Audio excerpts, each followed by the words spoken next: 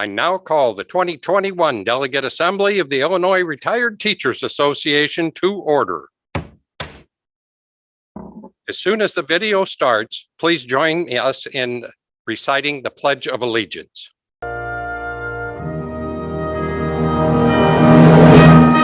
I pledge allegiance to the flag of the United States of America and to the republic for which it stands, one nation, under God, indivisible, with liberty and justice for all.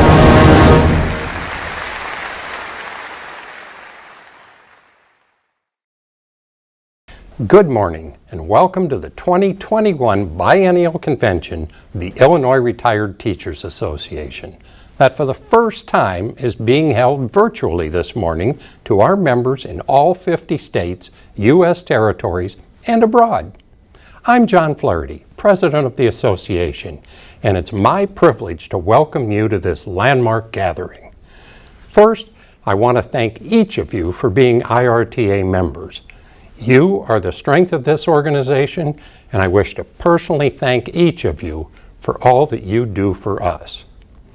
We've made an effort to keep this as short as possible today, while still including everything that needs to be accomplished. This all-virtual event reflects our personal commitment to overcome unprecedented challenges during this time of a pandemic, while at the same time to unequivocally achieve the mission and purpose of the association, its foundation, and its Political Action Committee. Over the last 2 years, we have fulfilled all of our objectives with a combination of new practices, agility, and fortitude for success.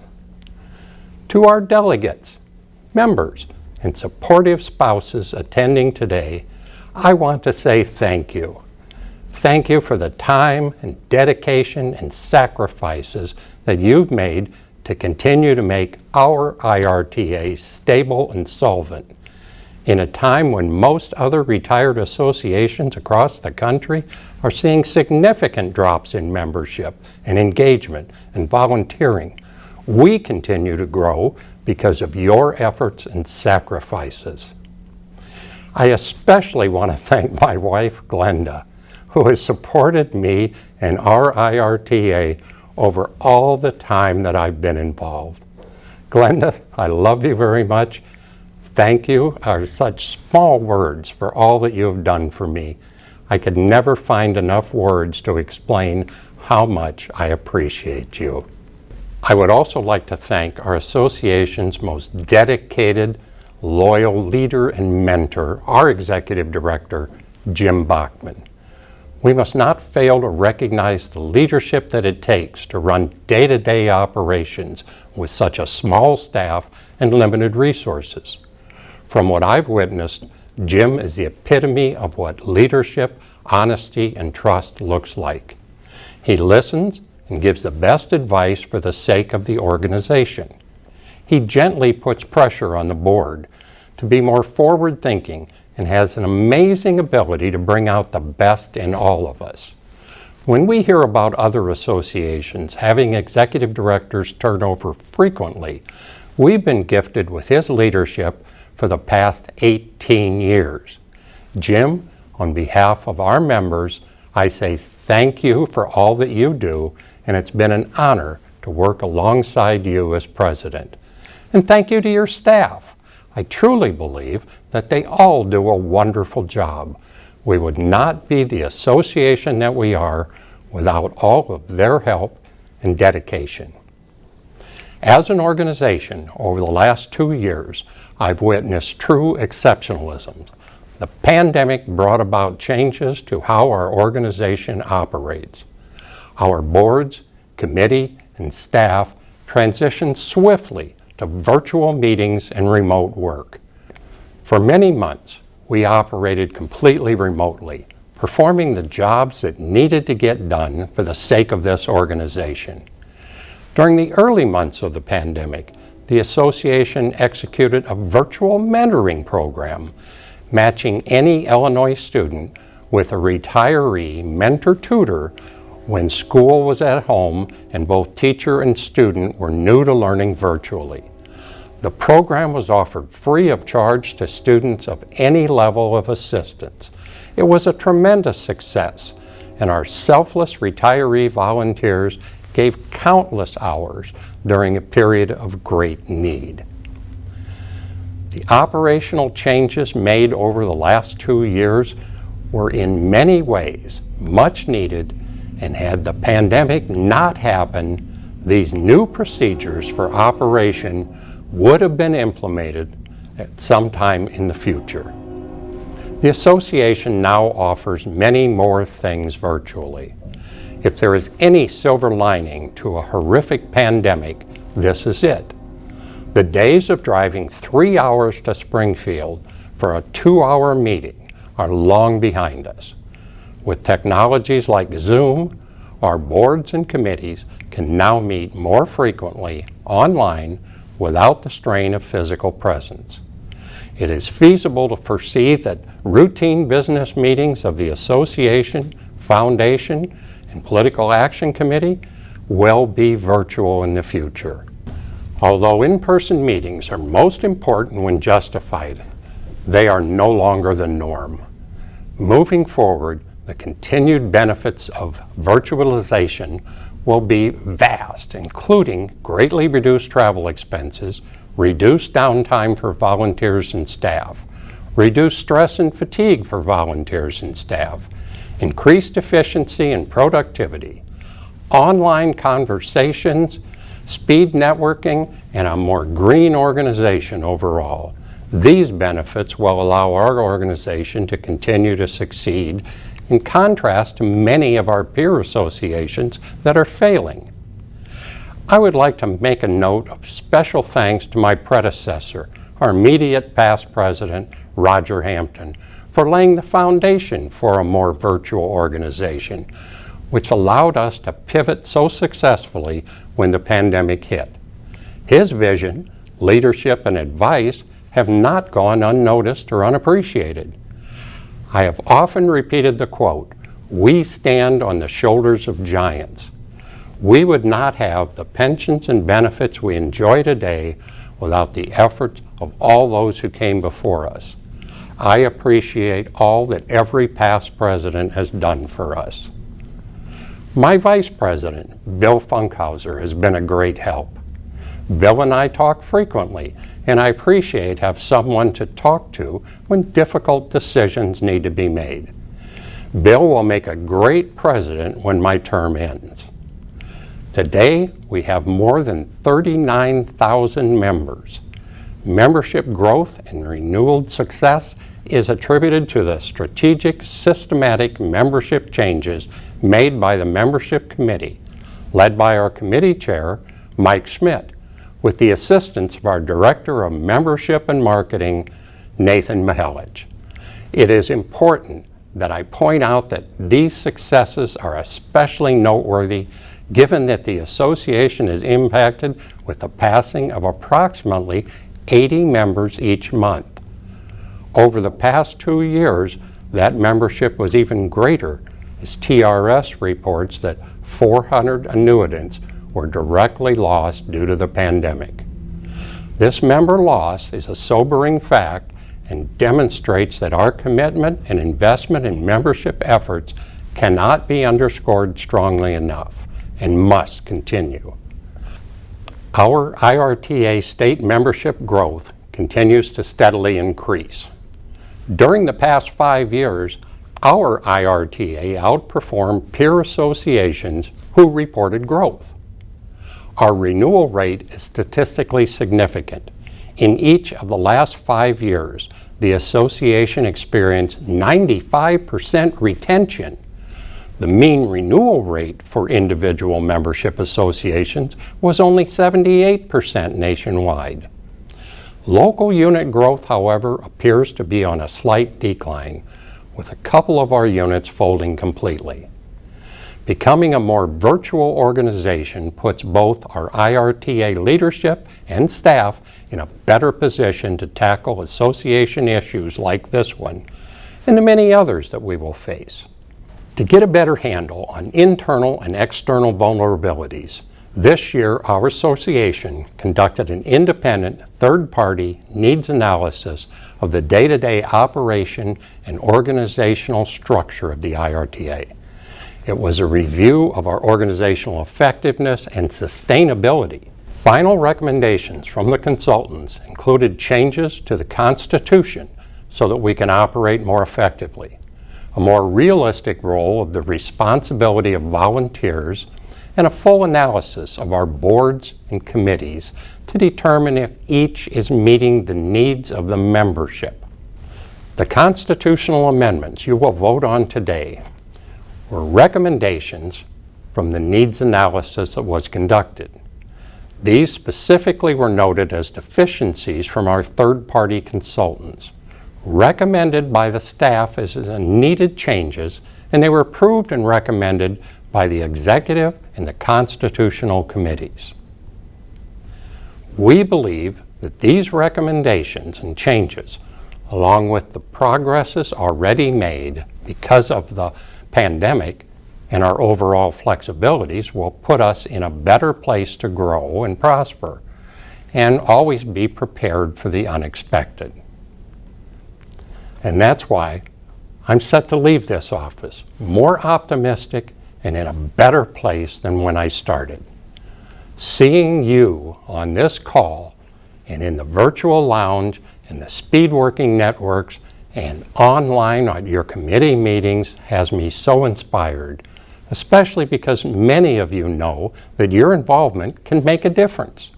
Your involvement is something bigger than yourself and for our greater good. Most of us know and recognize that change is constant and are willing to embrace it without fear, and I thank you in advance for that. I would be remiss if I did not thank each of you that so generously donated to our IRTA Foundation. Last year, our foundation raised the most money ever. We hope to set another record this year. If you are able, please donate to help our older retirees in need. My fellow retirees, it is the honor of a lifetime to serve as your president. In fact, the honor won't stop. I'll continue to be a member and advisor for change in this great organization. May God bless all of you. Thank you, and welcome to our 2021 Biennial Convention. And with that short pause, I ask for your patience this morning. This is a learning experience for all of us, and some of you may experience a short delay as the videos load or we tally the voting results. I do promise that is the longest video that you will see. Our IRTA Vice President, Bill Funkhauser, will now present the credentials report. Total registered virtual delegates is 221, with 66 of 89 units having registered. The total number of delegates, including the IRTA Board of Directors, is 254. Thank you, Bill. The question is on the adoption of the credentials report as just read. Is there any discussion? If anyone would like to speak in debate, you will click the raise your hand button that's generally on the bottom of your screen. Nathan, are there any hands raised? There is one. Okay. The one person whose hand is raised, we will send you a request to be a panelist. You will accept that. You must then unmute your microphone and start your video. Nathan, would you do that, please?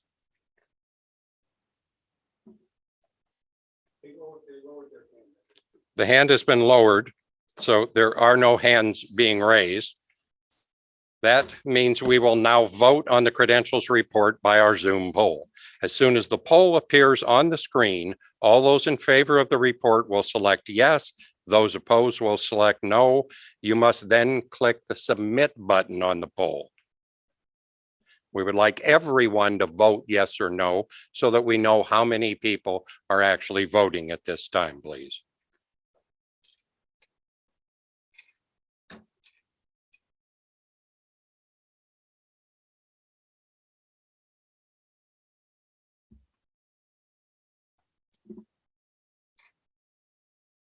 And as soon as Nathan has enough people, all of the people there voting, we will give you the results. You will see them on the screen.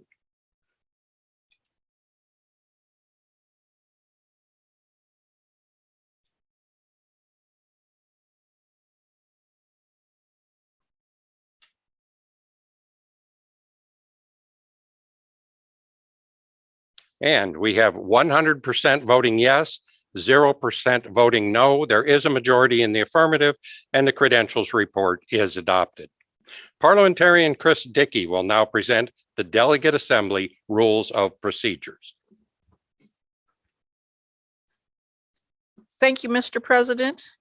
The Delegate Assembly Rules of Procedure are located on page 10 of your program book if you'd like to follow along. Here are the rules. All delegates must be registered in advance of the assembly. The printed agenda after adoption will be the order of business, except that the chair may deviate from the agenda when necessary or expedient. Persons making reports shall adhere to the time limit set by the president. A written copy of the report shall be presented to the secretary. The raise hand feature is the virtual version of walking to the microphone to be recognized. If a delegate needs to make a motion or engage in debate, the delegate will simply click on the raise hand feature to be recognized by the chair. Once the chair recognizes a delegate, the microphone will be turned on. No one shall speak in debate more than twice on the same question or for a period longer than 2 minutes. No delegate may address the assembly a second time on the same motion until all delegates who desire to speak on the motion have spoken. Debate on each proposed amendment to the Constitution shall be limited to 10 minutes. Voting will be conducted by the Zoom polls, except when the chair deems it necessary to use some other method, such as general consent. New business shall be introduced as main motions. Main motions and amendments shall be typed into the chat box. After the report of the nominating committee, nominations may be made from the floor. All nominees, including those nominated from the floor, must have consented to serve if elected. Nominators and candidates may address the assembly. Nominator speeches are limited to 2 minutes and candidate speeches are limited to 3 minutes. If an elected position is uncontested, the candidate will be declared elected. If there is more than one nominee for a position, the election for that office will be held by Zoom poll. The president shall appoint a committee of 3 to review and approve the minutes.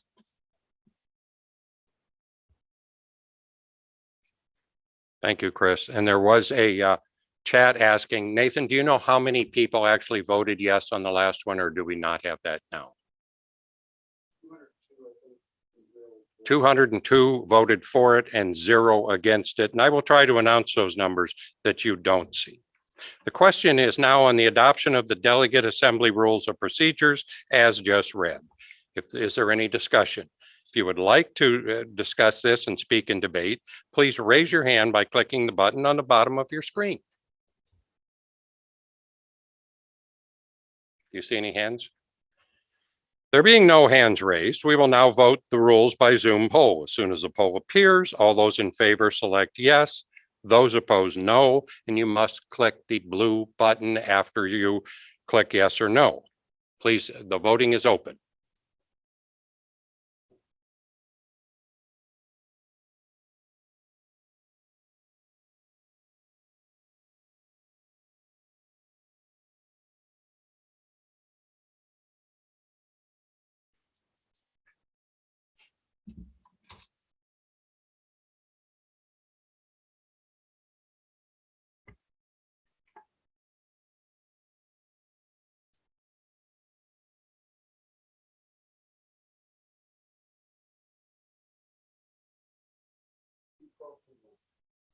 Okay, the poll shows 100% yes, 0 no. The exact number was 212 yes, 1 no. There is a majority in the affirmative and the rules are adopted. Our Vice President, Mr. Bill Funkhauser, will now present the agenda.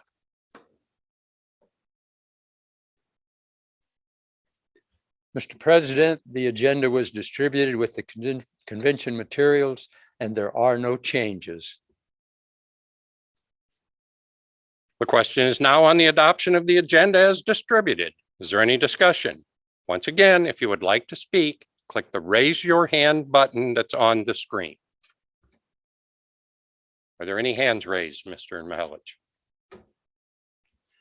There being no hands raised, we will now vote on the agenda by Zoom poll. The number went up slightly last time. If any of you are having trouble, please listen.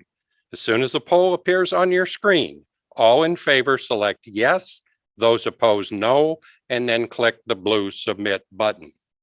The voting is open as soon as the poll appears.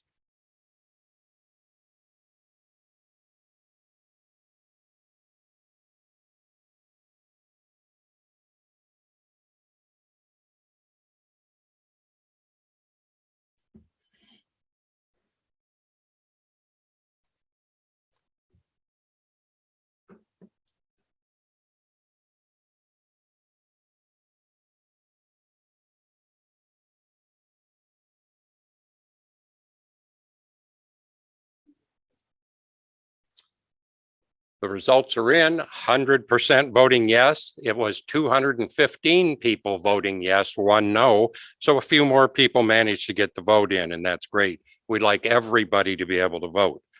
The chair is now, there is a majority in the affirmative and the agenda is adopted.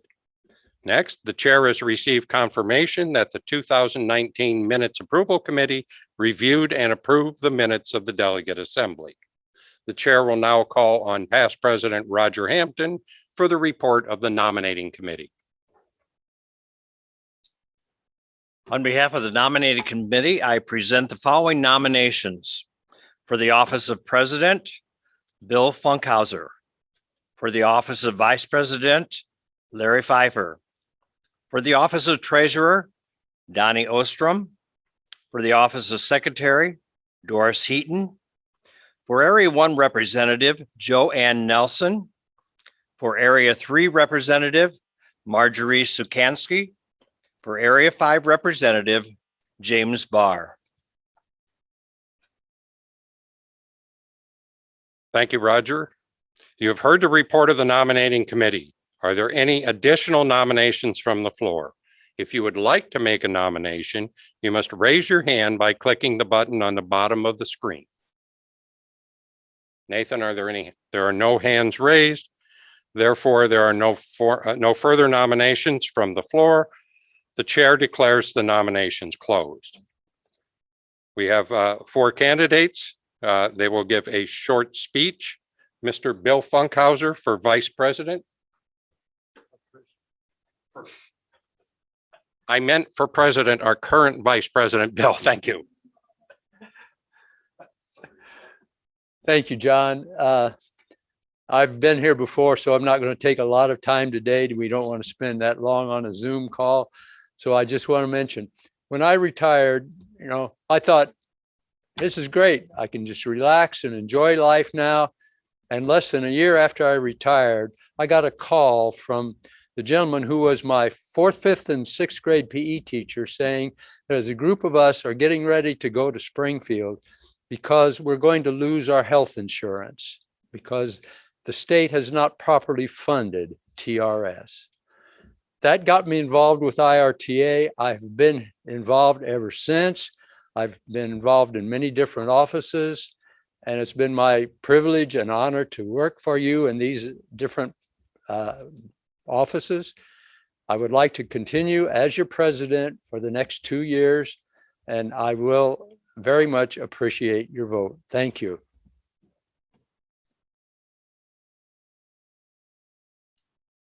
Thank you, Bill. For Vice President, now that I have this correct, Mr. Larry Pfeiffer. Larry.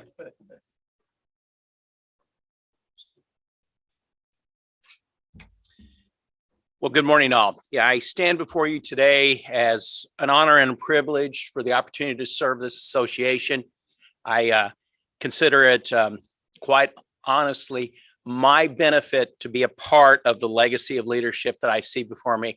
Since my retirement, I've been very, very impressed with this organization, and that's why I'm committed to trying to serve in the future if you would so have me in that capacity. I'm also quite impressed with the excellent and dedicated staff that leads us on a daily basis.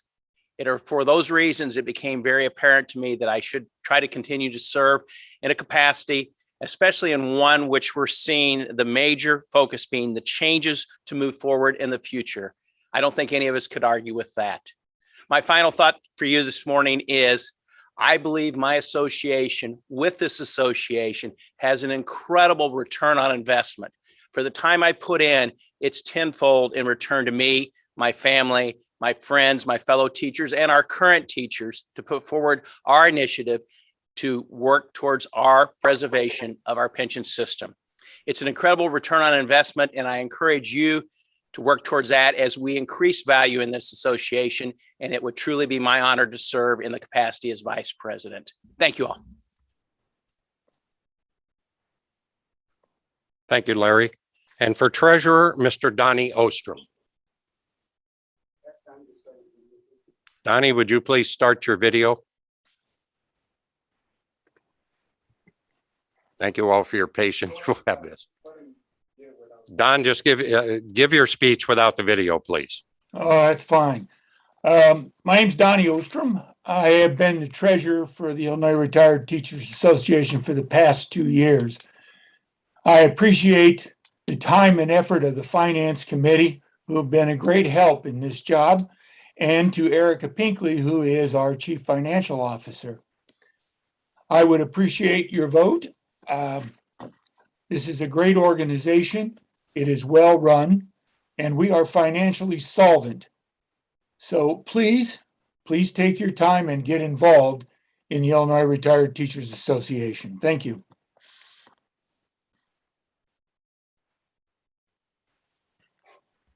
Thank you, Donnie.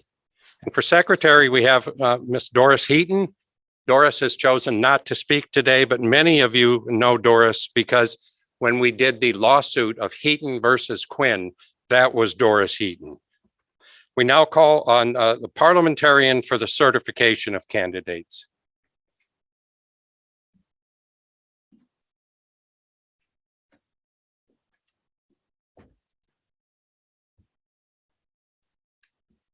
It has been determined that all candidates are active members of the organization and have consented to serve if elected.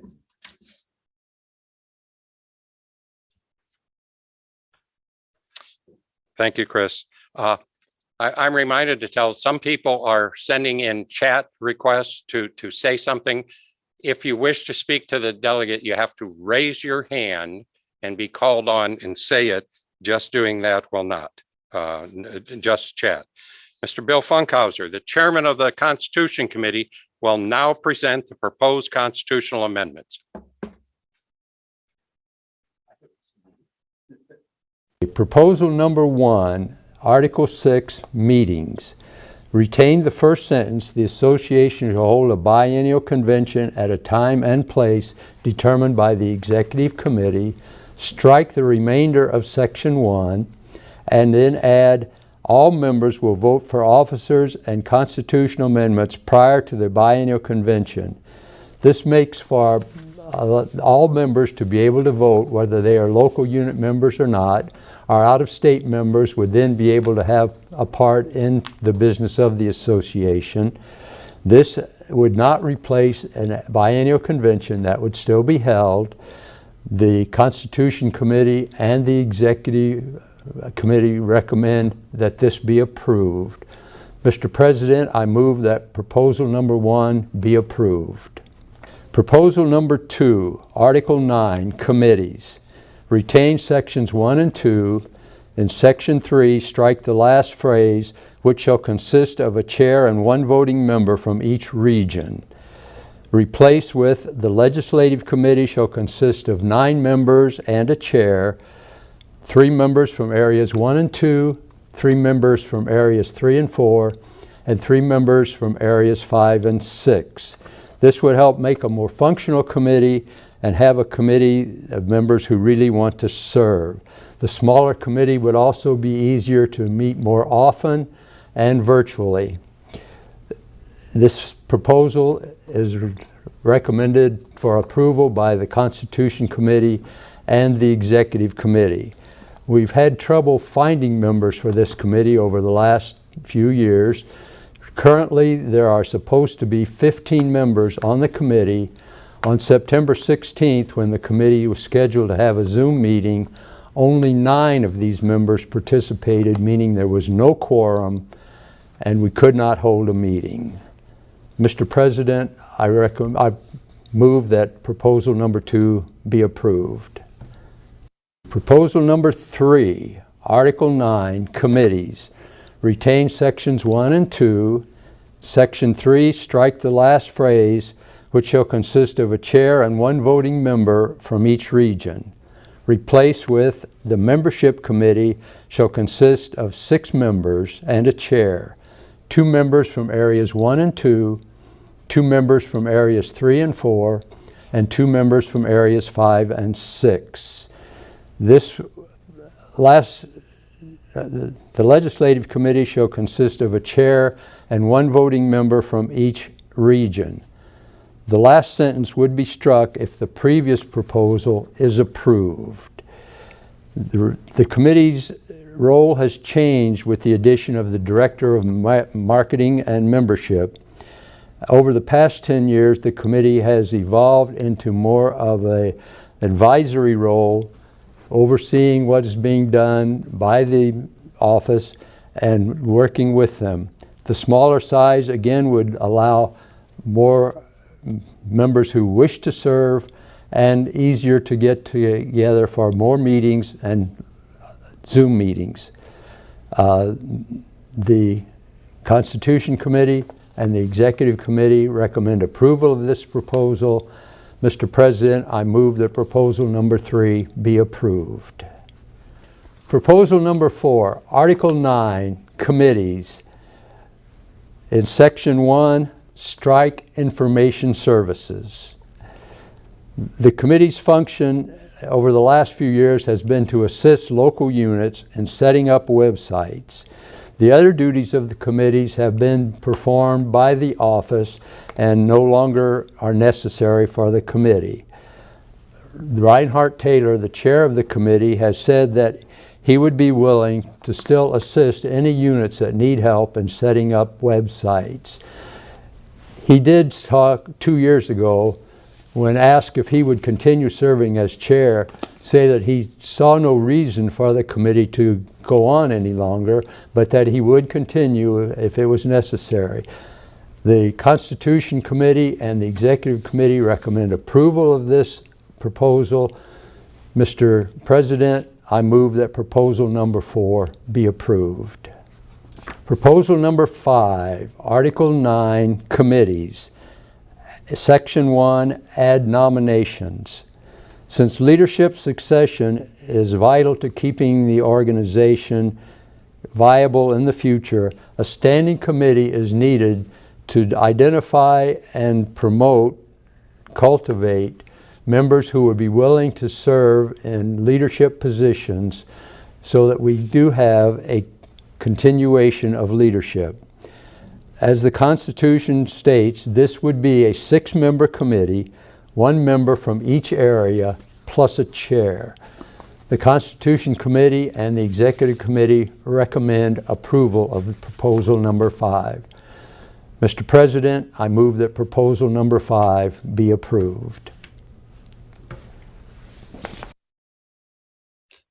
Thank you, Bill. Now, you've heard the presentation of the constitutional amendments. If any of the delegates wish to speak on any of the amendments, as we take them one at a time, we haven't started yet, remember that you will need to click your raise the hand icon at the bottom of the screen. If you are chosen, you will need to unmute your microphone and start your video. Each delegate will have a maximum of 2 minutes to express their view Our parliamentarian will be the timer for each, and you will be muted when your 2 minutes is up. The maximum time allowed by our rules is 10 minutes for each amendment. The question is on the adoption of proposal number 1. Proposal number 1 amends the Article 6 meeting section 1 with a consequential amendment to Article 4, section 6 as presented. It's on page 7 of your program. Is there any discussion on the proposed constitutional amendment? If you'd like to speak, please click the raise your hand button on the bottom of the screen. We have 5 people. As you are chosen, you will be given an invitation to be a panelist. You must accept that, unmute your mic, and start your video. Mr. Mihelic, will you pick the first person to raise their hand, please? Fred McDonald, do you need to unmute your mic, please? Can you hear me? Yes, we can. If you start your video, we will be able to see you. Okay. All right, just a second, Fred. Since this is the first person, we will now start the 10 minutes, and that's at my discretion. But in the future, as soon as the person is called, we're going to have to start the 10 minutes according to our parliamentarian. Fred, your 2 minutes will start as soon as you speak. Thank you. Well, under the proposed constitutional changes 2021, the proposed changes presented is all members will vote for officers and constitutional amendments prior to convention. My concern is doing away with the forum that we have, which I think is very beneficial. So in proposal number 1, Article 6, meetings, I think it would be better worded to replace the word prior with the word after with regard to the constitutional amendments. My rationale is the idea of all informed IRTA members voting is tremendous. At the same time, doing the voting prior to the convention would do away with the opportunity to openly discuss constitutional amendments and to share ideas within the forum of all delegates. But Fred, just a second. Before your time is up, I have to ask, are you proposing an amendment? I understand that I cannot do that, or it could not be voted on at this time. It's too late to do that, but this is something that could be done in the future. That's correct. Okay. Is that it? Okay. The next one, please. A lot of Mr. insight. Oh, go ahead. I think we gained a lot of insight from the opinions of our fellow members in that forum situation. So therefore, in the future, an official proposal to continue our convention forums and hold votes after the convention would achieve both the ability to share the ideas on proposals and allow all members to vote. So I thank you for considering a vote opposed to proposal number 1, Article 6, meetings. Thank you. And you finished 5 seconds early, Fred. I appreciate it. Who is number 2, Nathan? Bob, if you would please start your video.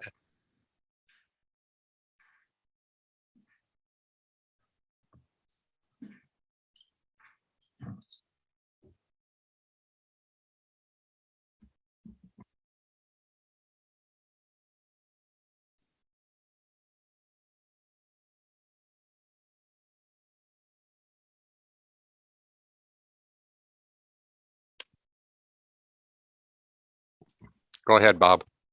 Good morning. I rise and as a member of the Constitutional Committee who did vote for the changes. And I want to remind everybody that this is making changes to move into the future.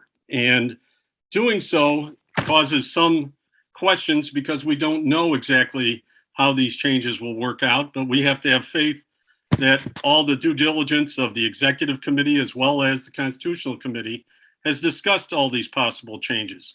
A reminder that constitutional changes, I've always used the theory of less is more. The idea of constitution is to have clarity, brevity, comprehensiveness, and flexibility while having a declaration of the rights of the organization. bylaws will give you more of the actual nuts and bolts of what the changes will be resulting from. Changes like that were just selected by Fred that we can look at in the future and in fine tuning what these changes moving forward might look like. I believe this is just the same procedures we've always used. 2 years ago, we had a group of people that argued about not limiting the number of committee people involved in a couple of the committees. And here we are again with not having full participation of those committee spots. I think it's time to move forward. We talked about the organizational outlook that was presented by a third-party group that looked at our organization. I think their recommendations, if we're serious about making change, need to be listened to. 20 seconds left. Oh, you're done? Thank you. Who is our third, Nathan? Sam Sibley. You'll have to make sure that you accept the invitation, unmute your mic and start your video because our whole 10 minutes is being used. Thank you, sir.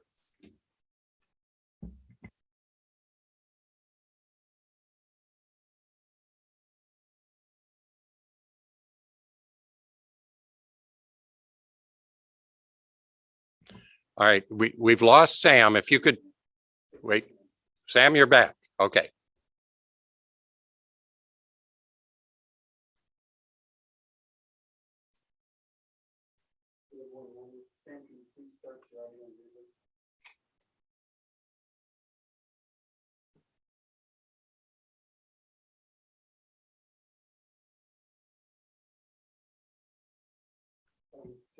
We're going to have to move on to Pat Hampton, who is here.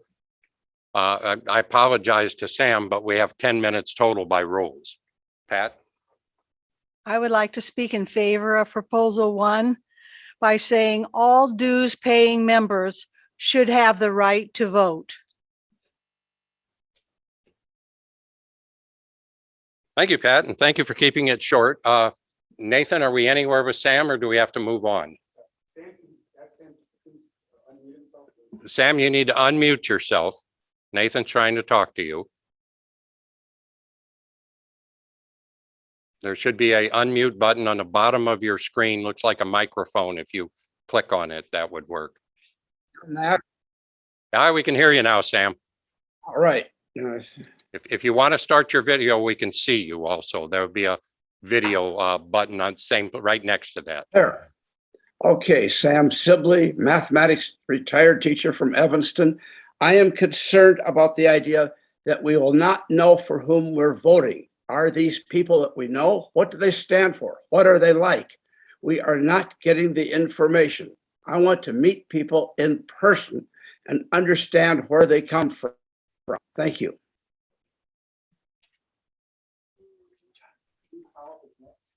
Mr. Steve Pollup is next. If you will accept the invitation to be a panelist, unmute your microphone and start your video.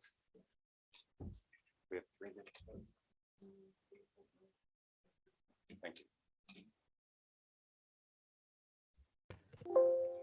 All right, I've got, can you hear me? We can hear you. We can't see you, but that's up to you. You can speak. Okay. Listen. My point of view is that we won't have any debate over the issues if we do it by mail. It'll be one-sided view and we won't be able to debate like we did last convention and decided not to do some of the things we did. The other thing is if all the voting is done before convention, there's no reason to have convention. That's all I've got to say. Thank you, Steve. Do we have time for another? We do. Who is next? Irene Jenks, you are next. Make sure you accept the invitation to be a panelist. Unmute your microphone and start your video, please.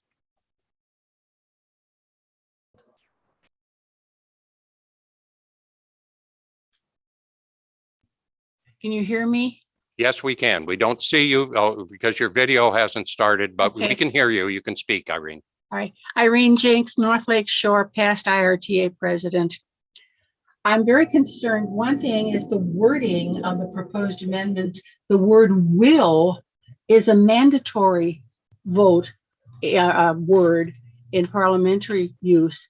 when we say that all members will vote for officers and constitutional, mandatory, and I see no way that we can get all of our members of IRTA to vote. But I am also concerned that asking members to vote for officers and constitutional amendments prior to convention without any further provision removes a basic member right in that, and that is the discussion and debate on proposals contrary to all parliamentary principles which seek to guarantee the right of each member in an organization. Thank you. Thank you, Irene. How much of our 10 minutes is left? We have 43 seconds. Does someone else want to speak for that? If they can get on and no. Marty Swanson, there's only a few seconds left. If you can accept the invitation, unmute your mic and start your video. Time is still running, please.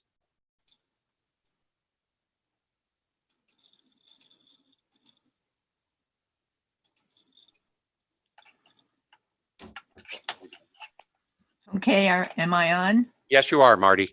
Okay, thank you. I am really concerned about the constitutional amendment part of this. We need to debate amendments, and to vote prior to convention removes the debate function. There are several things here I'm concerned about. This particular proposal is one of them. We need to. Marty, I'm sorry I have to interrupt you, but our 10 minutes has expired. But I think we have the gist of what you're saying. But by rule, we have to stop at 10 minutes. So I apologize for that.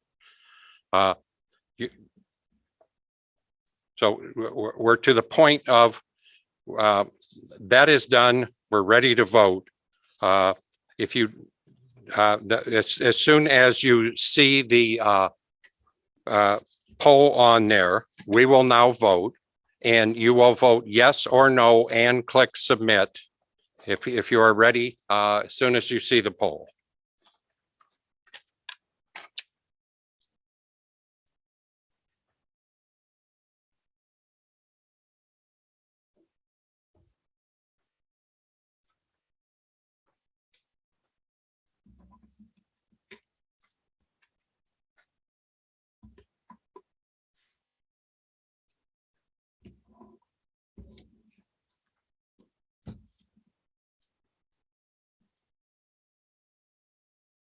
And a reminder to everyone, after you click yes or no, you must click the blue submit button at the bottom.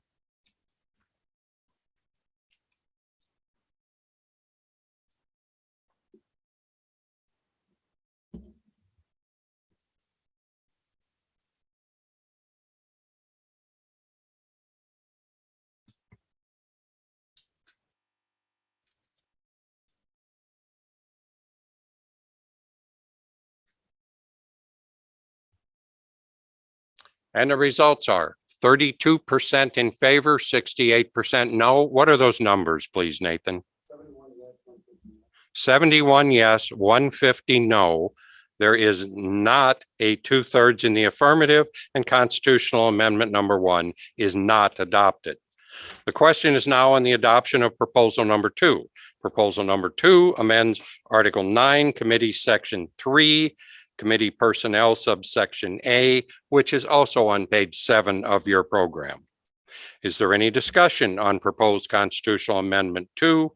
If you'd like to speak, you must click the raise your hand button. If you're called upon, please quickly accept the invitation to be a panelist and unmute your mic and start your video. Nathan, are there any hands raised? Irene Jenks, you are first. If you accept the invitation, unmute and start your video, you will speak. This is really a point of information. When Mr. Funkhauser read the proposal, he did not read the sentence that was included in our information, the packet that came to us. And that sentence was, the membership committee shall consist of the chair and 1 voting member from each region. I'm questioning as to why he did not read that. Was that an oversight, or has there been a change of which we were not informed? No, Bill indicates it was an oversight and it is as stated in your program. Thank you. That's all you wanted, Irene? That's Okay. all I wanted right now. Oh, thank you, ma'am. I just didn't want to cut you off. Who's next? Gary Through, you are receiving the invitation. Accept it to be a panelist. Unmute your microphone and start your video, please, Gary. Yes, I'm Gary Through, delegate for Pope Hardin County. I am concerned about the legislative committee being narrowed to area. If the legislative committee has the power to recommend who is supported by our organization, I think that we need as large of participation as we can because if you were limited in the number of candidates that you know. Also, the amendment says that, or the proposal says that there will be 3 members from area 1 and 2, 2 and 3, 5 and 6. Does that mean that the 3 members from 1 and 2 can all be from region 1 or area 1? Thank you. All right. Thank you, Gary. And Bill did remind me that the PAC committee is the one who suggests who we vote for and what we do. That is not a legislative function, but Nathan is another. Who was it? Excuse me? Jane Sparks, if you would accept the invitation to be a panelist, unmute your microphone and start your video, please.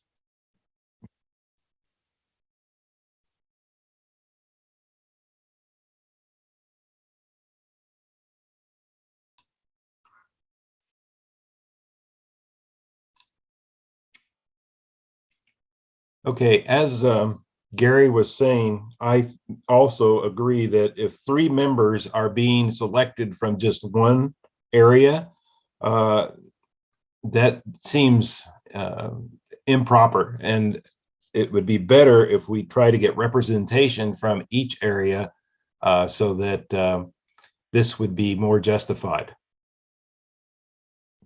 All right, thank you. Is there another hand up, Nathan? Fran Klude, if you would accept the invitation to be a panelist, unmute your microphone and start your video, please.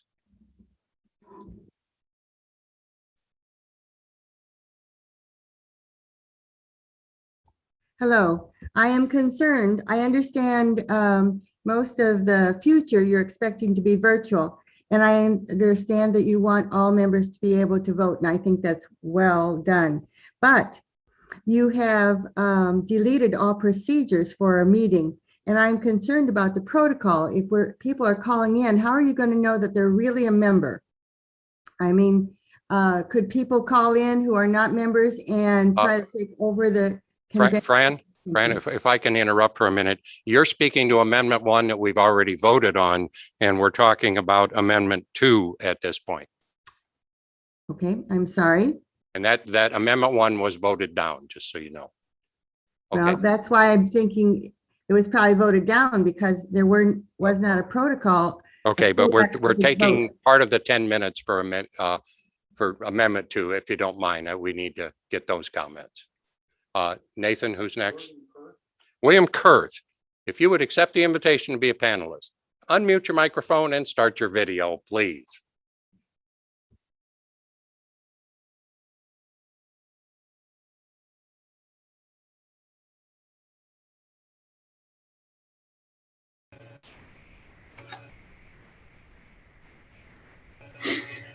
Yes, I object to the selection of the 9 committee members as the others have stated.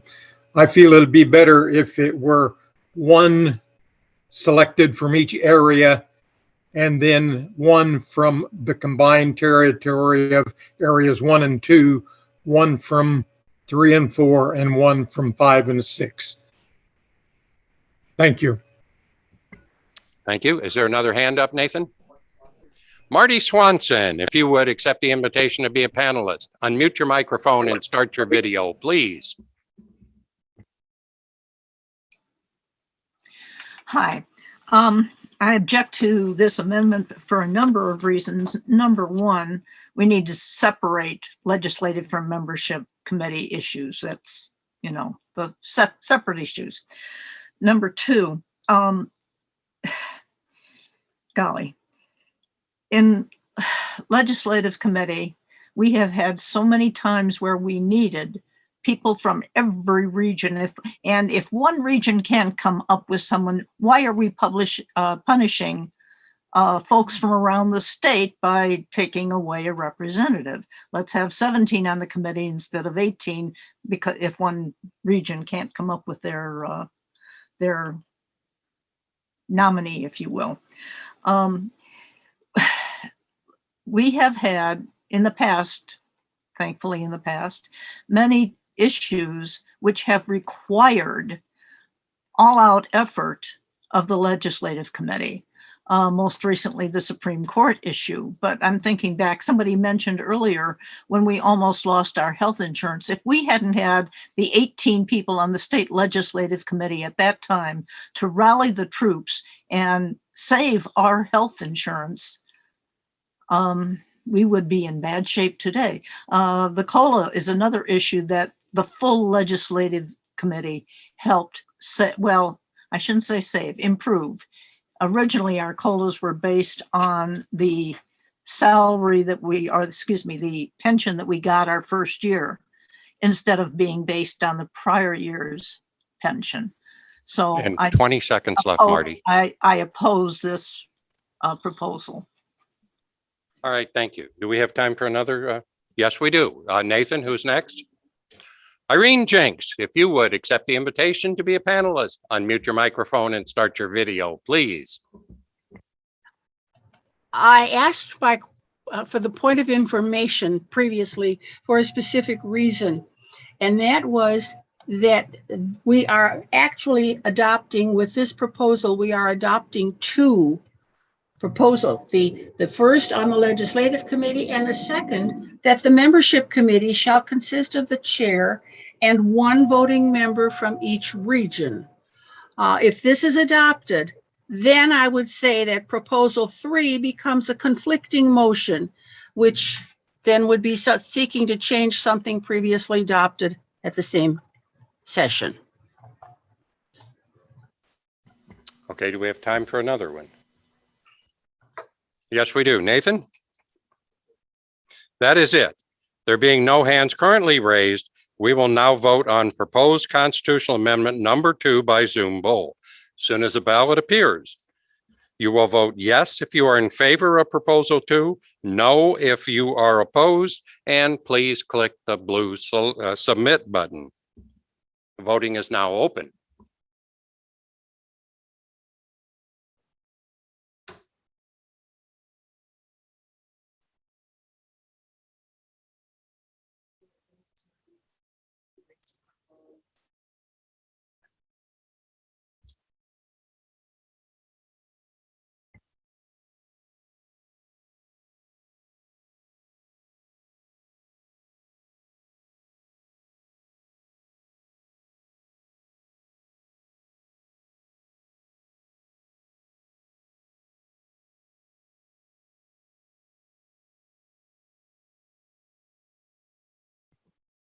With 39% voting yes and 61 no, there is not a 2/3 in the affirmative, and it is not adopted. What were those numbers, please, Nathan?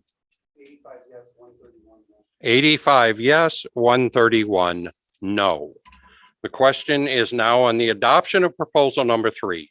Proposal number 3 will amend Article 9 of the committee section 3, committee personnel, subsection A, which is on page 8 of your program. Is there any discussion on this? If you would like to discuss it, please click the raise your hand button. And as soon as you receive an invitation to be a panelist, accept that, unmute your microphone and start your video so we can get as many people as possible. Nathan, are there any hands raised? There are no hands raised. There being no hands raised, we will now vote on proposed constitutional amendment number 3 by Zoom poll. As soon as the ballot appears on your screen, all those in favor of proposal number 3 will select yes. Those opposed, no. And you must, a reminder, click the blue select button, submit button, excuse me. The voting is now open.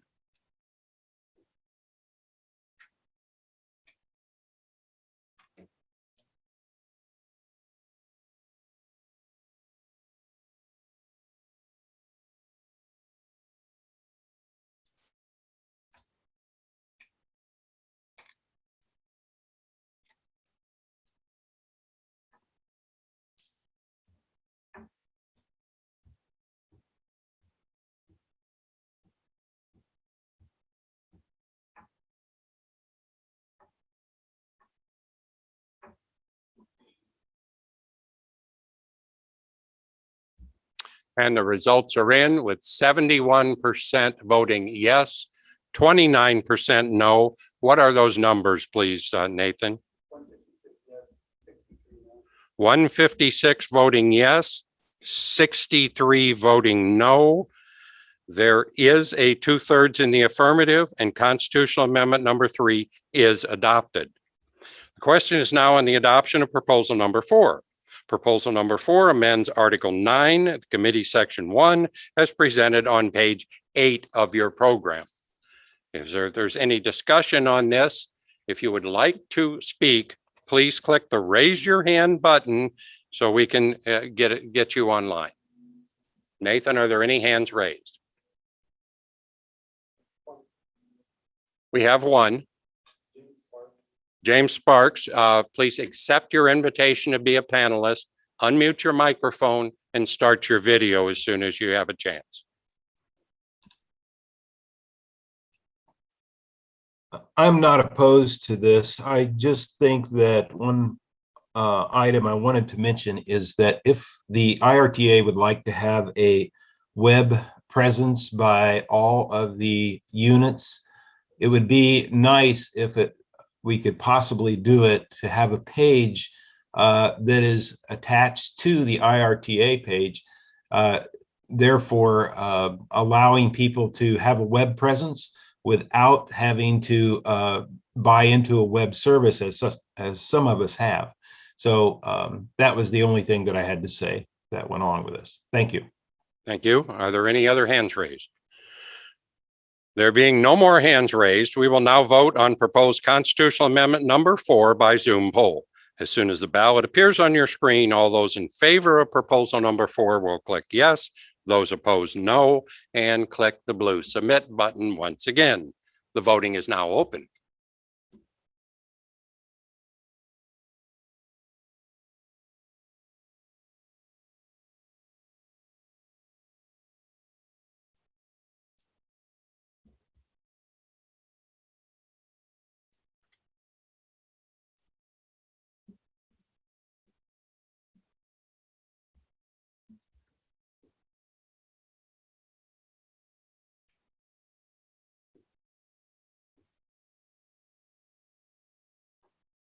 And the results are in with 96% voting yes, 4% no. Those numbers, please, Nathan. 210 voting yes and 8 voting no. There is 2/3 in the affirmative, and constitutional amendment number 4 is adopted. Our last amendment, and thank you for all your patience today. The question is now on the adoption of proposal number 5. Proposal number 5 will add the nominations committee as a standing committee by changing Article 9, Section 1 of our Constitution. Is there any discussion on proposed constitutional amendment number 5? Nathan, are there any hands raised? There being no hands raised, we will now vote on proposed constitutional amendment number 5 by Zoom poll. As soon as the ballot appears on your screen, all those in favor will click yes, those opposed no, and click the submit button. Voting is now open.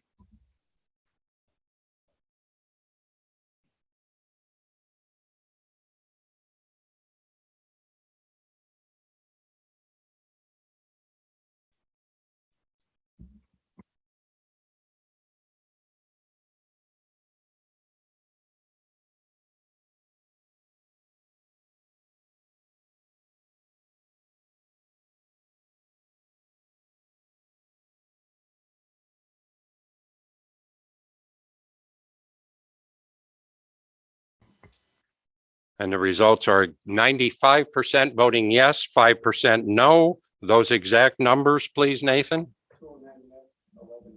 209 voting yes, 11 voting no. There is a 2/3 in the affirmative, and Constitutional Amendment number 5 is adopted. Many thanks to Bill and the members of the Constitution Committee for all of your hard work. The next item of business is the election of candidates. The rules that you have adopted provide that if an elected position is uncontested, the candidate shall be declared elected. The chair declares Mr. Bill Funkhauser elected president. Congratulations, Bill. The chair declares Larry Pfeiffer elected vice president. Congratulations, Larry. The chair declares Donnie Ostrom elected treasurer. Congratulations, Donnie.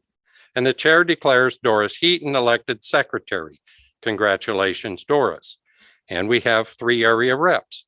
The chair declares Joanne Nelson elected as the Area 1 representative. Congratulations, Joanne. The chair declares Marjorie Sikansky elected Area 3 representative. Congratulations, Marjorie. And the chair declares James Barr elected Area 5 representative. Congratulations, Jim.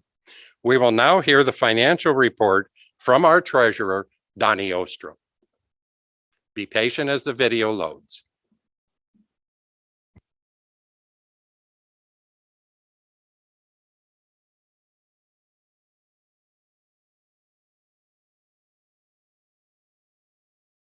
Good morning, delegates and members of the Illinois Retired Teachers Association. My name is Donnie Ostrom, and I am the treasurer of the association. I'm going to provide you with a snapshot of the association's present financial position. I will not be providing a snapshot of either the foundation, the giving arm of the association, or the IRTA PAC, which are both operated off donations and not your dues. This snapshot of the association's finances are as of September 1, 2021. The association has 3 main funds. They are the Operations Fund, the Legal Defense Fund, and the Life Fund. The association is in a healthy financial position due to a strong management from the Board of Directors and its Executive Director. This will continue as long as members continue to replenish and grow. To fulfill the roles and responsibilities of the association, the Operation Fund is used to hire staff for office operations and lobbying. It is through the staff's efforts that members are kept informed, and they act on our behalf to protect our pension and benefits. And now that financial snapshot as of September 1, 2021. The Operation Fund also includes the Restricted Legal Defense Fund, so that will be included when we discuss its assets and liabilities. The current assets in checking and savings for the Operation Fund is $560,000. The fixed assets are furniture and equipment minus depreciation in the amount of $13,042. We also have a fixed asset of an automobile minus its depreciation of $32,612. We have other accounts receivable. The association has made a loan to the foundation to help build out in the building for a new tenant in the amount of $73,000. Other assets include our investments. They total $1,478,935. Our total assets are $2,157,592. The Operations Fund's liability and equity, we have a payroll liability of $19,011. We had an opening balance to this fund for the year at $1,847,919. We had retained earnings, which is cumulative net income, of $125,981, with a current net income of $164,681. Total liabilities and equity, $2,157,592. $157,592, which simply means that assets equal equity and liability. Our next fund is the association's Life Fund, and it is a special operations fund. Those who choose to pay for a life membership up front, presently a single amount of $400, instead of using dues deduct, see this one-time payment placed in this fund. According to the IRTA's standing rules, 5% of this fund and its interest are put into the operations fund each year. This allows for the life members' payments to be spread out over many years. And this is a snapshot of the life fund as of September 1st, 2021. Our current assets in checking and savings is $112,477. Our other assets are in investments for this fund, $1,378,349, meaning its total assets are $1,490,826. Liabilities and equities, our opening balance for this fund this year was $1,352,154. Our retained earnings, or net income, is $22,619, and our current net income is $116,053. Total liability and equity in this account, $1,490,826. Again, assets equal liabilities and equity. As I said earlier, the association is in a good financial position, and that we thank the leadership of our association. I will be glad to answer any questions you may have. Thank you for listening. If there are any questions, please click the raise your hand button so that we can promote your question. Nathan, are there any hands raised? Seeing no hands raised, the financial report will be filed for audit. Thank you for all that you do, Donnie. We now have a short video from Mr. Bachman. Good morning. Hello, I am Jim Bachman, the Executive Director of the Illinois Retired Teachers Association. Next on the agenda is a task always bittersweet to me, acknowledging the outgoing president. It's bittersweet because working with each president allows me the privilege and honor to develop a very close working relationship and a personal friendship. I look forward to acknowledging their tireless service and accomplishments over their terms, but is always somber when realizing their term is coming to a close. Today, it is with such pride that I recognize IRTA President John Flaherty.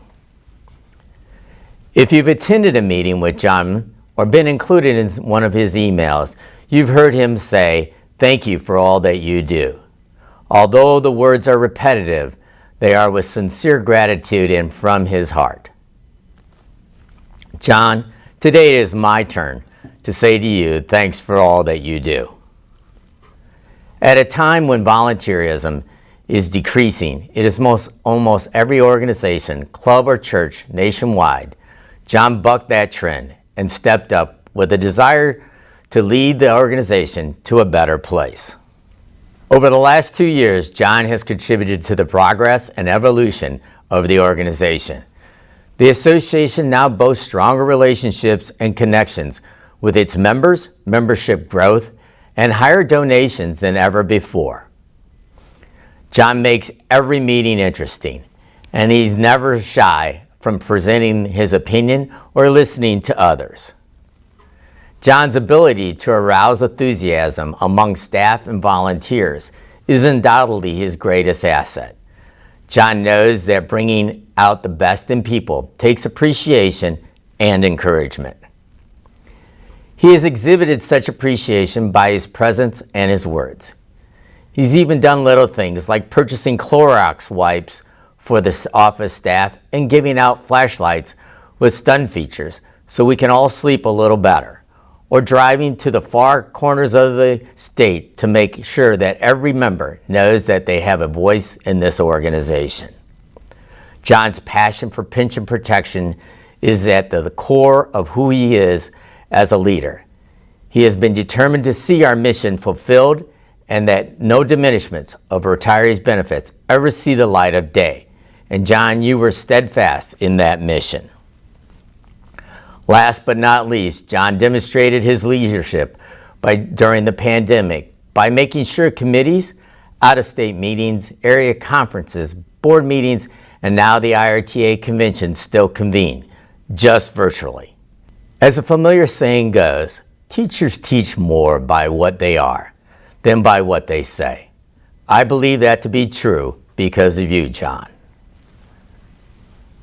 John, thank you from myself, the staff, for everything that you have done, and thank you for being you.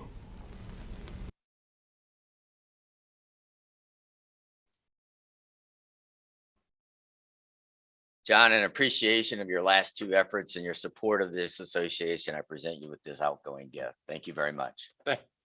Thank you, Mr. Bachman. I don't even know how to respond to some of the things that he said, but I love my job and I love representing you. Next, we're going to move to Mr. Roger Hampton to install our officers. Mr. Past President. Thank you, John.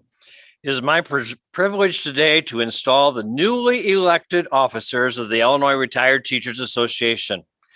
They will now accept the privileges and responsibilities of these offices. Officers-elect, please come forward, take your place. President on my right, Vice President and Secretary on my left, and joining us by Zoom will be Donnie, who was unable to be here today. An installation is a solemn occasion, solemn with the acceptance of serious and important duties to be shouldered. But it is also a happy event, bright with anticipation of work to be done, of problems to be faced together, of friendships to be strengthened, and the joy of working with others. In carrying out your duties as officers, you are carrying the torch which was lighted and carried so nobly by the founder of the National Retired Teachers Association, Dr. Ethel Percy Andrus. May each of you strive to follow in her footsteps, to practice her philosophy, to serve, not to be served, to recognize the personal dignity and usefulness of each individual, and to help our members attain purpose, independence, and dignity. Let us honor the outgoing officers and board members by expressing our appreciation for the outstanding service and leadership all have given to this association. We are not together in person this year at the convention, so as you see them throughout the state and your local units, please express your appreciation. To the officers on my left and Donnie joining by Zoom, do you promise to faithfully perform all of the duties of your respective officers as stated in the IRTA bylaws? I will. I do. Do you pledge allegiance to the IRTA president in his efforts to carry out the objectives of the Illinois Retired Teachers Association? I do. I do. President Funkhauser, you have been elected to serve the Illinois Retired Teachers Association as president. You have been chosen because your ability and trustworthiness. It will be your responsibility to lead the organization in all of its endeavors. President Funkhauser, do you pledge faithful performance of your duties as president as stated in the IRTA bylaws? I do. And now to all the members that are online today. Your loyal support to these officers whom you have chosen is vital and will assist them in making this administration successful. Your duties will prove a challenge at times. Yours is a responsibility of helping, planning, service, and fellowship.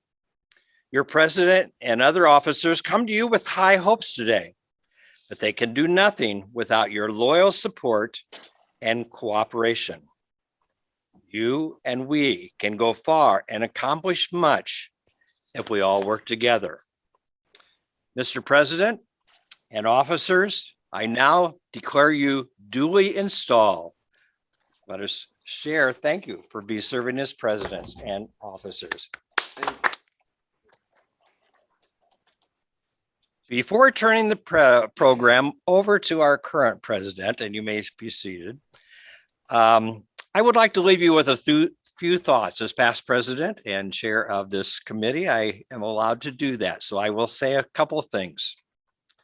It has been an honor to serve with you, the members of IRTA. I'm leaving an elected office, but be assured that I am not leaving IRTA. I am passionate about our proactive and effective association, and I vow to remain active in promoting its value, its benefits to all retired educators. As we progress through the next few years, we must act on what is best for all our members in an effort to keep our association a vital and successful organization. Our actions will inevitably involve change as we evolve to meet future challenges. Therefore, together, let us endeavor to grow as a unified and powerful force to ensure IRTA remains the premier association for retired educators. Thank you.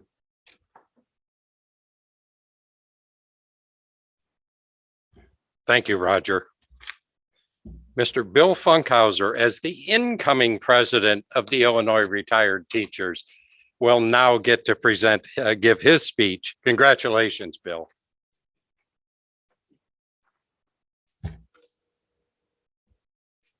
I am honored and humbled to serve as your president.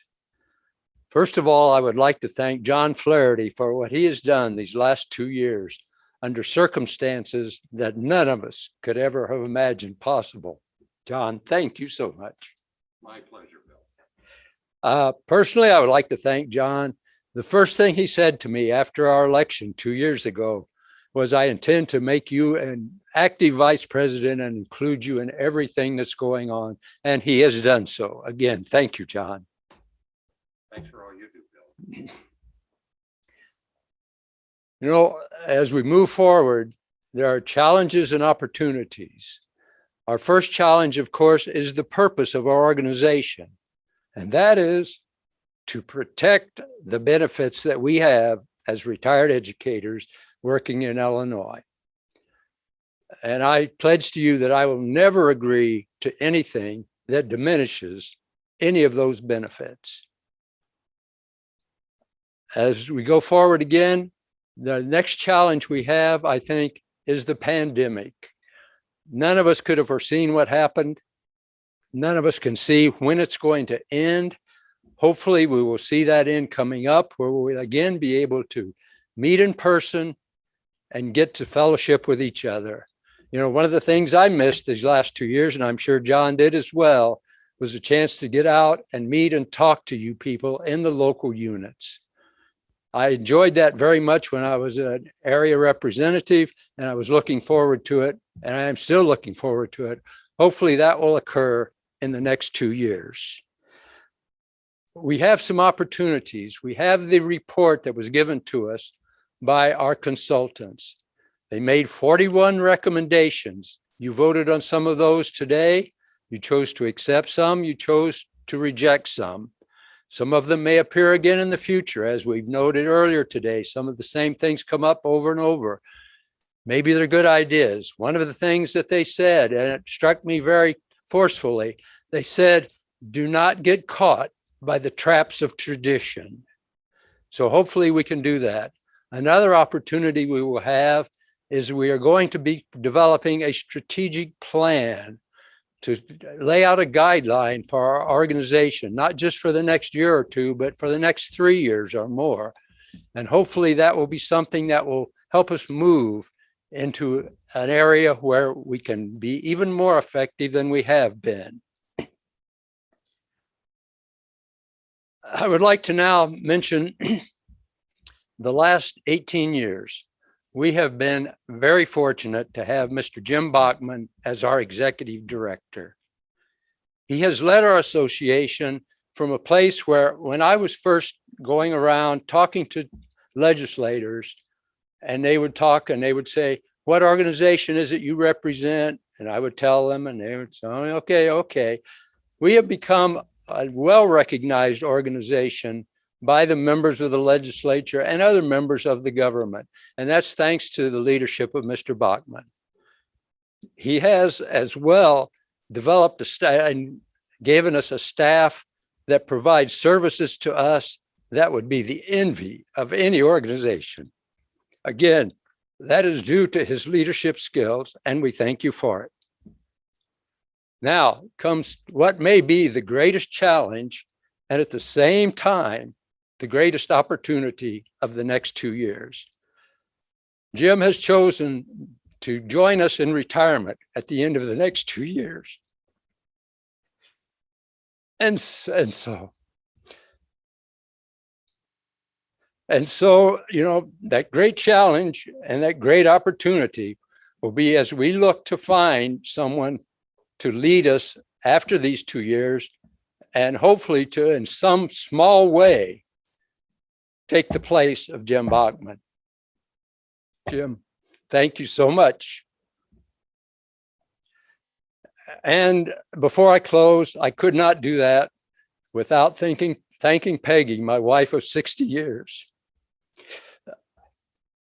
She supports and encourages me, and I appreciate her every day. Thank you so much.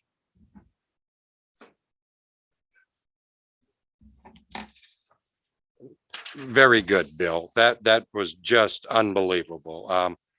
Bill will make a great president. But next on our agenda, we have a spin the wheel for a door prize. Oh, excuse me. I almost passed.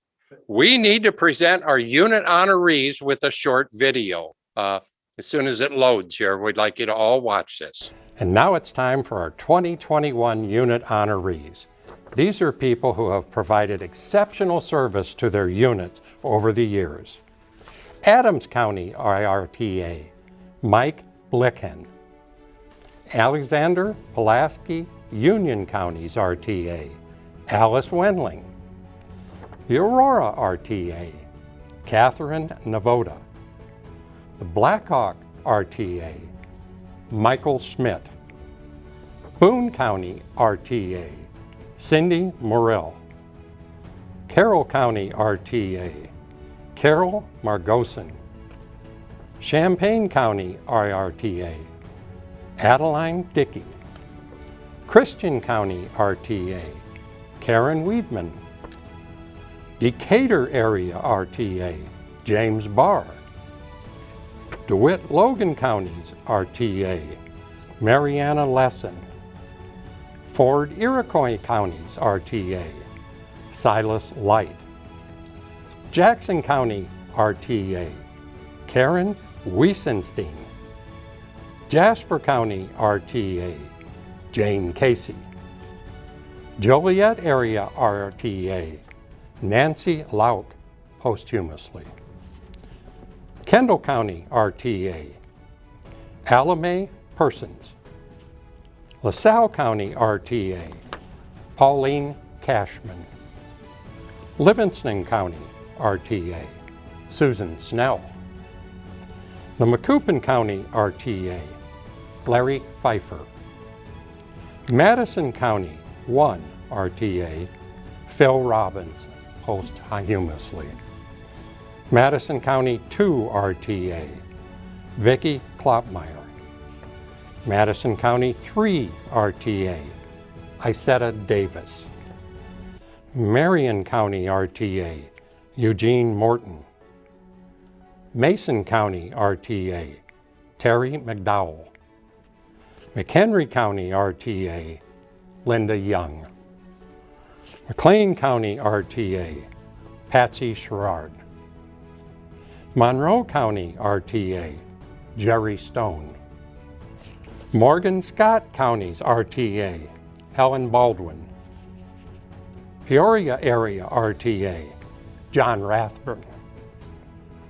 Perry County RTA, Barbara Brock. The Pope Hardin County's RTA, Gary Through. Randolph County RTA, Deb Opal. Schuyler Brown County's RTA, Louise Bunsen, posthumously. Shelby County RTA, Lavon Cheney.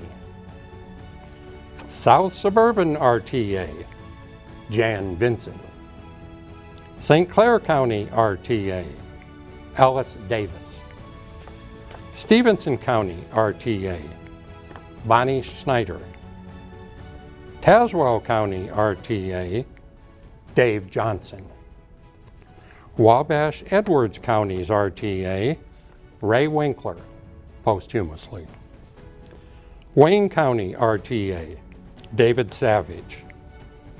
Westlake Shore RTA, Vic Corder. White County RTA, Connie Saunders. Whiteside County RTA, Gail Wright.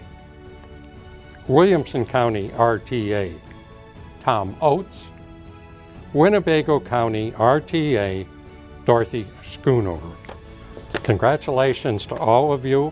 If I mispronounce any of the names, I apologize. The staff will be sending to each of the unit honorees a gift of our appreciation, so you will get a gift in the mail or delivered to you instead of virtually like the rest of this convention. Congratulations.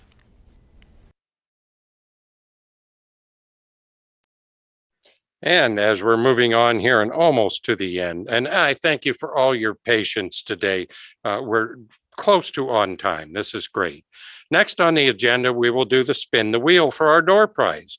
We have an HD TV generously donated by Bob and Pat Pinkerton. The staff has added the names of all the delegates to the wheel. He will spin it. If whatever name it lands on, you must be online in order to win. If you are not still online, we will spin it again. Please spin the wheel, Mr. Mihelich.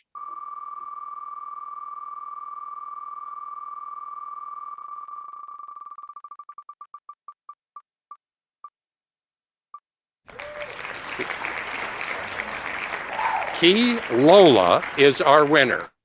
Key, if you are online, Nathan, do you want to send an invitation to be a panelist? Key, if you accept that and then unmute your microphone and start your video, we'll be able to see you.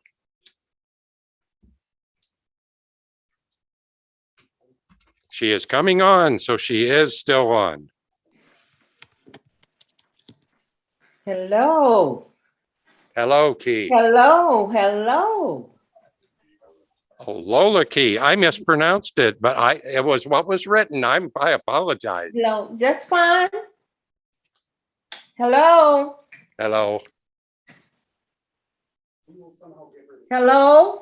We will get you the TV. How's that? Where somehow not everyone's hearing you. If you can hear me, nod your head and we will get you the TV. Okay. Okay. I'm sorry you can't hear me. We can. I hear you. Okay. Well, thank you. And all right. Congratulations. Yes. And I'm with our IRTA. Laura Jones is the president. Excellent. Well, congratulations. And we'll get it. Thank you. Thank you. All right.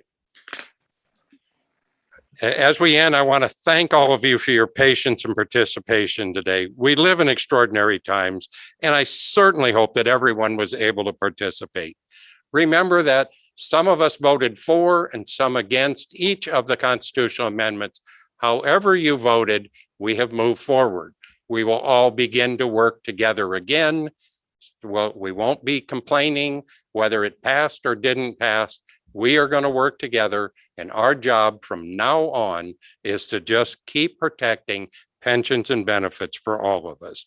Thank you to each of you for all you do to make the IRTA such a great organization, and a special thank you to our IRTA staff who managed to carry this off today. We really appreciate it. There being no further business, I declare this meeting adjourned.